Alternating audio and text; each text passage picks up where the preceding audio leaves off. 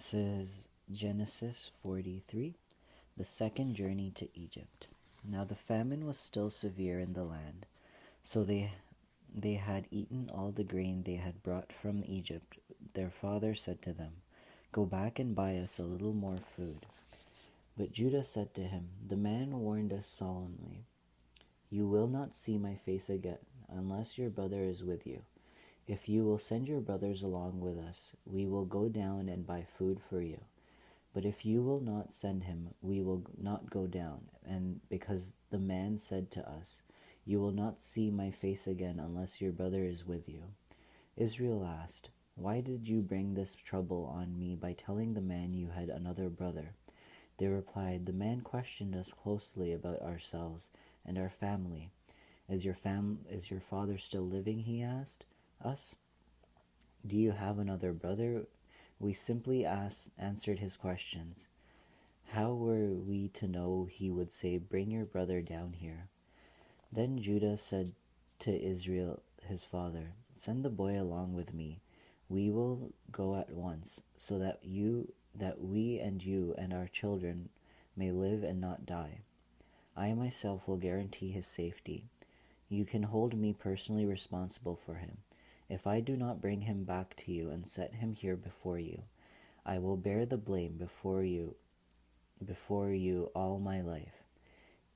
As it is, if we had not delayed, we could have gone and returned twice."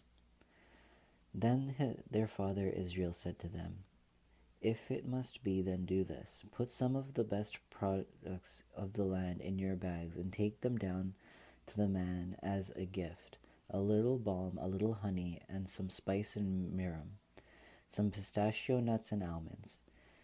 Take double the amount of silver with you, for you must return the silver that was put back into the mouths of your sack. Perhaps it was a mistake. Take your brother also and go back to the man at once. And may God Almighty grant you mercy before the man, so that he will let your other brother and Benjamin come back with you. As for me, if I am bereaved, I am bereaved." So the men took his gifts and doubled the amount of silver, and Benjamin also. They hurried down to Egypt and presented themselves to Joseph.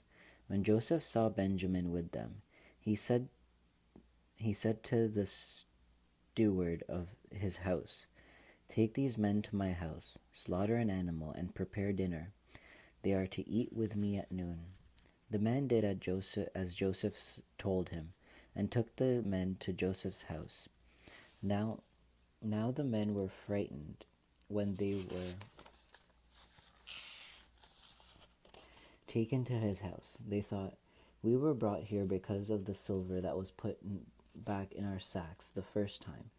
He wants to attack us and overpower us and seize us as slaves and take our donkeys." So they went up to Joseph's steward and spoke to him at the entrance of the house. "Please, sir," they said, "we came down here the first time to buy food. At the place where we stopped for the night, we opened our sacks, and each of us found the silver, the exact weight, in the mouth of his sack. So we have brought it back with us. We have also brought additional silver with us to buy food.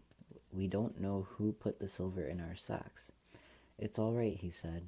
"Don't be afraid. Your God and the God of your father has given you treasure in your sacks.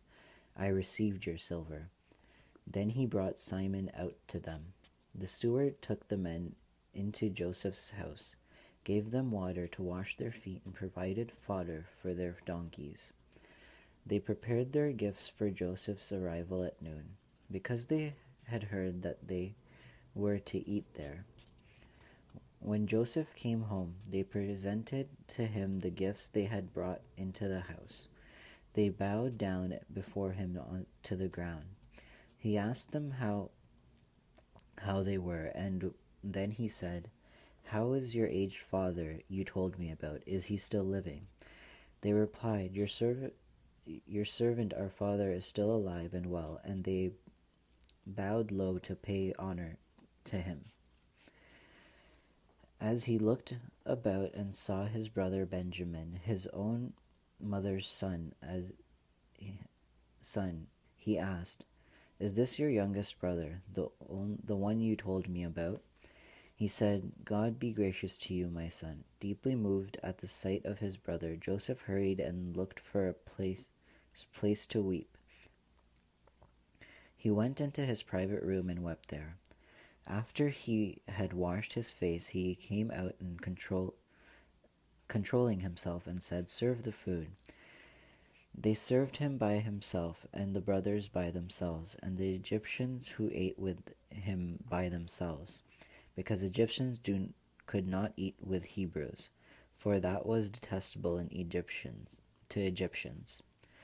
The men had been seated before him in the order of their ages, from the firstborn to the youngest, and they looked at each other in astonishment.